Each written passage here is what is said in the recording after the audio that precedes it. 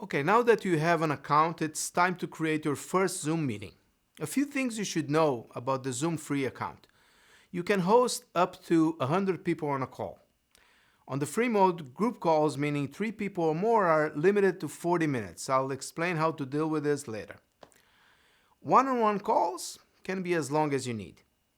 You actually get all the most important features and tools in the free mode, but you don't get reports, user management, administration controls, or cloud space to store recorded calls. Still, you can do a lot in the free mode, including recording calls. You just need to store them locally in your computer. Some settings are different between the locally installed Zoom app and the web version. You can explore that better when you get better acquainted with Zoom. For this tutorial though, I'll focus on the web app, the one that you open with your browser. Okay, let's get to work. To start a Zoom meeting, log into your account in your browser. If you're not taken to the Meetings page, click on Meetings on the menu on the left of your screen.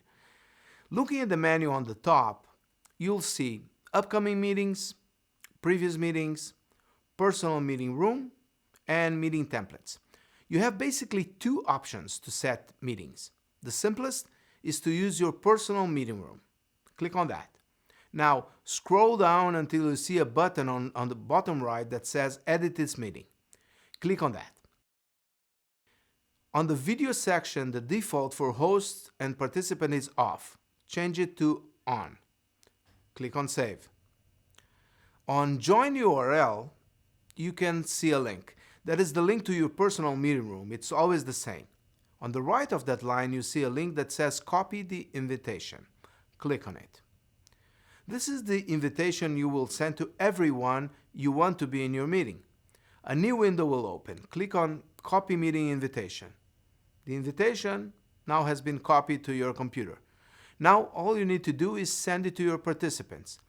If you're inviting them by email, just paste the invitation to the body of the email.